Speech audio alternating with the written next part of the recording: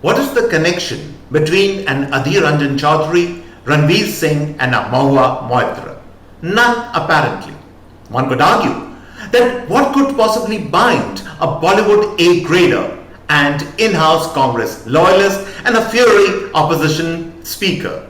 Not much, really. But look closely and a pattern emerges. These three personalities have been in the news lately for whatever they have spoken about or even shown, and by common consensus, it is not a pretty sight. But more to the point, all three are fighting for relevance and recognition. That is the practical reality that binds them. Though it is a different matter, the aesthetics of their exhibitionism leaves much to be desired in the common man, and that is putting it mildly. A large section of people is simply disgusted at this lot which have taken personal narratives to a new low. Hi and welcome all to the CAA show. I have been off the grid for a while and I apologize for that. House renovation is one of the most strenuous jobs in the world and it is not for the faint-hearted. I went through it, the entire shebang of manipulative contractors and time schedules going for a toss. I survived it and I would not recommend the ordeal to anyone. But more of that story another time. CAA, as all of you know, is Conversations and Analysis, and my name is Juggi Bhasin. To join our show, press the big red subscriber button on your screen, and subscription is of course completely free. Now, let us start with the most surprising candidate on this infamous list. I, at the onset, want to say that I like Ranveer.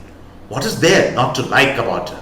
He is self-made, a promising actor with potential. He comes from an advertising background, and even today, his seniors in the ad world speak with pride and affection about his track record. Like any other actor, he is bound to have his hits and misses. His last few films have flopped, and to say that he is going through a slump would be an understatement. Now, that being the case, how do you manage the situation? I would have thought an actor of his talent and sensitivity would buckle down, give his all to his forthcoming projects, and believe in his talent that would help him to stage a comeback. Instead of that, the man goes on an exhibitionist spree. It is not only the nude photos that are out of place.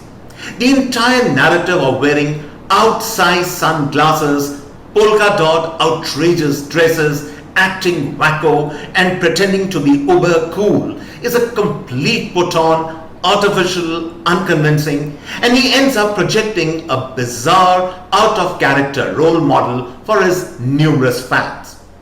And that is the point of this episode. At the first signs of discovering they are not featuring in the headlines or that they have dropped off the popularity chart, some people deep dive into exhibitionism, outrageous behavior, and a rollout of offensive name-calling sound and light shows.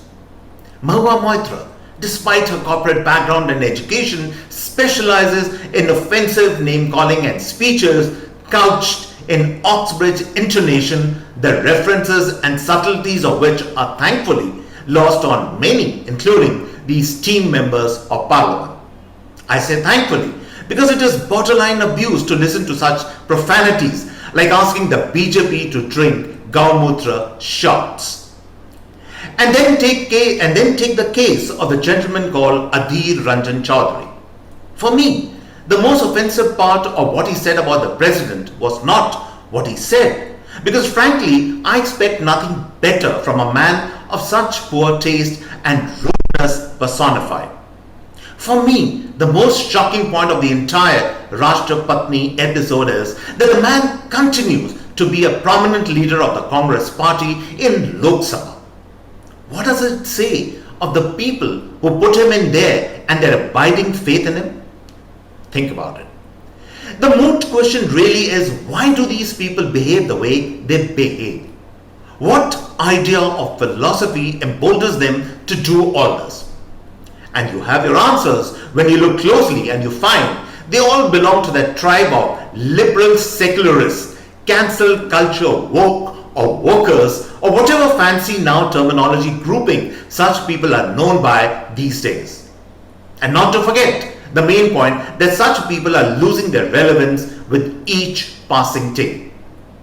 This is a tribe of people that has abrogated to itself the right to point fingers, defame and cancel people and institutions that do not conform to its vision of a so-called secular liberal outlook. The tribe feels entitled to sit on a moral pedestal and preach to the hoi polloi the new rules of a liberal universe.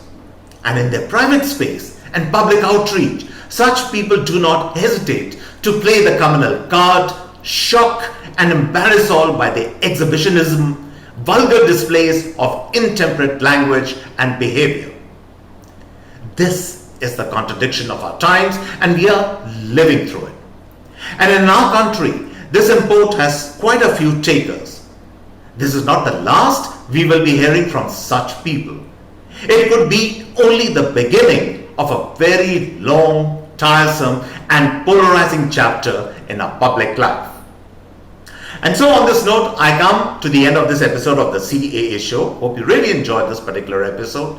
If you like our show, do subscribe to us. And on this note, it's goodbye and cheers from my end.